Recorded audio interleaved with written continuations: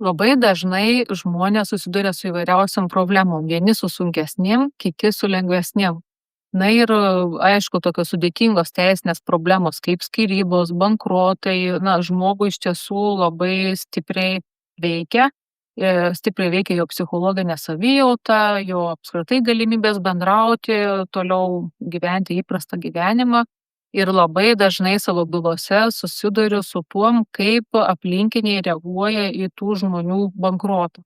Tai visų pirma, aišku, gali būti ir gėdos jausmas, ir sumažėjęs bendravimas, aplinkinių atsisakymas bendrauti, šeimos galbūt atstumimas, įvairiausių būna tokių situacijų ir, būtų tikrai verta apie tai pakalbėti. Kaip tu manai, Julija, kaip tavo bylose, kaip aplinkiniai reaguoja, kiek priklauso žmogaus ta savijauta nuo aplinkinių reakcijos ir kaip jam padeda tai išgyventi?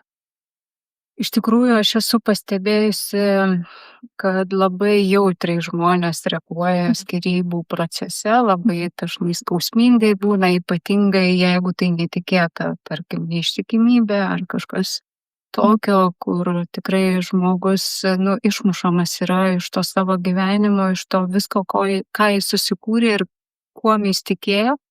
Tai tikrai būna labai skausminga ir sudėtinga. Tačiau kaip žmonės labiau jaučiasi, nes ne visada advokatai papasakoja ir mes vis tiek labiau koncentruojamės į bylą, kaip spręsti, ką sudėlioti, kokią strategiją. Bet labai daug to ryšio ir to vidinio pasaulio man nesiskleidžia, kai aš savanoriauju emocinės pagalbos vyrų linijoje ir ten skambina dažniausiai vaikinai, vyrukai ir jie būtent pasakoja apie tai, kaip jie jaučiasi, nes jie jau pasakoja ne advokatui, o savanoriui apie savo būseną. Tai tikrai labai girdžiu daug vienatvės. Daug vienatvės, daug skausmo ir dažnai labai akcentuojama taip, kad jau visi nebenori su manim bendrauti, visiems nusibodau, man vis dar skauda, o jau nieks nebeklauso, nes aš vis apie tą patį, apie savo tą žmoną, apie ten tuos vaikus, kad negaliu bendrauti ir panašiai.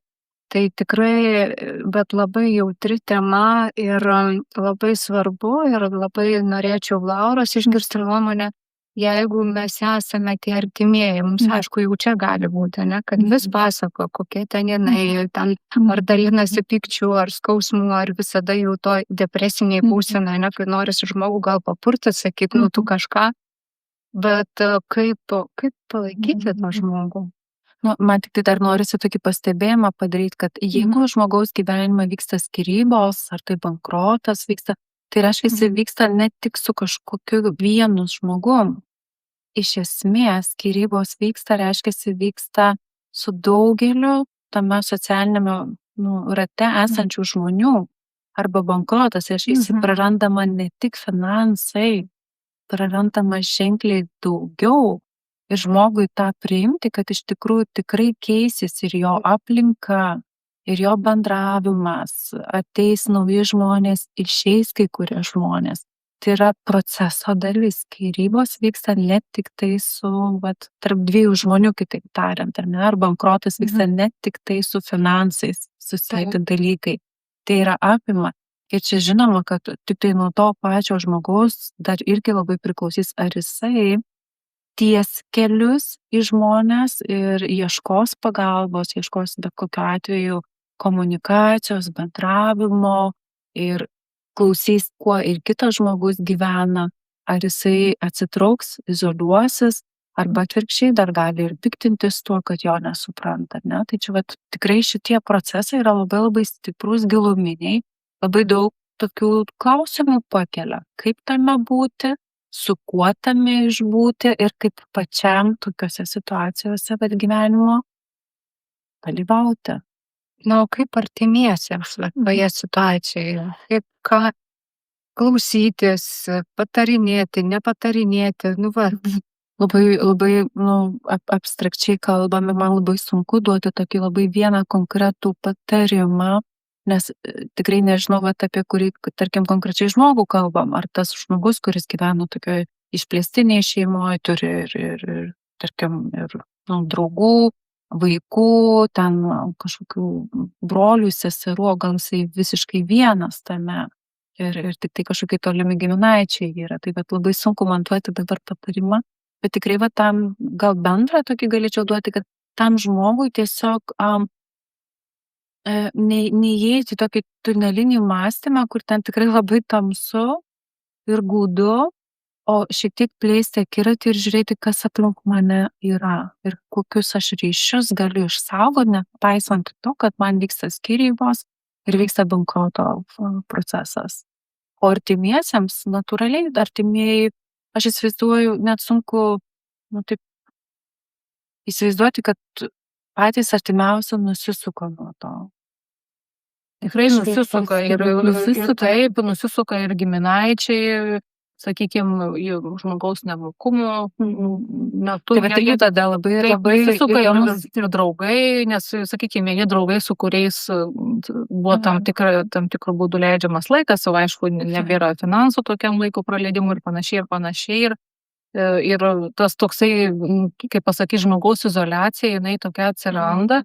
Bet kas yra aišku skaudžiausia, tai šeimos nariai, tie sutuoktiniai, jeigu, sakykime, vyras bankrutuoja verslas, ar nebesiseka, kiek svarbu yra to kito sutuoktinio palaikymas, išbuvimas kartu, atlaidumas, papildomai galbūt to streso kažkokio nekelimas. Aišku, kiekviena situacija labai individuali, tačiau kuo, aš manau, žmonės būtų tokie atlaidesni ir labiau priimantis ir nekategoriški, tuo visiems būtų lengviau ir tam pačiam žmogui praeiti tas sudėtingas situacijas ir aišku, išsikapanuoti ir tiem žmonėm vėliau atstatyti tos ryšius, jų nenutraukti, kad, tiesiog kiekviena krizė, jinai turi savo pasekmes, bet jos gali būti labai sunkios ir gal pakankamai dar švelniai viskas pasibaigti. Tas žmonių geranoriškumas yra tikrai labai svarbus. Jo, aš iš tikrųjų iš jau savo kaip savanorės patirties galiu pasakyti, kad labai yra svarbus išklausimas. Nepatarinėjimas, bet leidimo žmogui pasipasakoti. Ir iš tikrųjų leidimas ir savo priimti tą, kad žmogus pasakoja, aš nieko neprivalau spręsti ir čia ne apie mane, apie tą žmogų, aš tiesiog būnu tame, kame jis tą pasakoja. Va šitas momentas išbūti su juo. Išbūti jo ir reflektuoti, nes iš tikrųjų, jeigu kai žmogui skauda, jis apie tą patį gali pasakoti 10, 20, 30 kartų, ne kiekvieną, taip, nes jis atsikelia, jam skauda, arba jis atsikelia, jam pikta. Ir va tame procese jis vis ir apie tai pasakoja, nes jis tame kaip tavo vėrėjas sukasi. Ir aišku, aplinkiniams tai nėra lengva išbūti tame. Ir aš ne psichologė, bet galbūt Laura dar praplės labiau, bet tiek, kiek aš jau psichologinės pagalbos linijoje dirbu, labai svarbu ir įvardinti savo ribas, kad aš labai noriu tave išklausyti, man labai svarbus, tu esi žmogus, bet mano va čia jau yra riba, riba ir man truputėlį gal reikia laiko, aš tikrai klausysiu gal rytoj, nes vakar mes kalbėjom, užvakar kalbėjom, mes kalbėjom 10 dienų, bet jau šiandien aš esu pilnas, tai, kas tau skauda. Bet aš vis tiek tave labai myliu ir vis tiek labai palaikau. Tai tada komunikacija leistų ir tam žmogui, jau kuris išgyvena, nesupras, kad tikrai nėra lengva išbūti, tame, kaip man skauda, nes jis mane myli, jam irgi skauda klausant.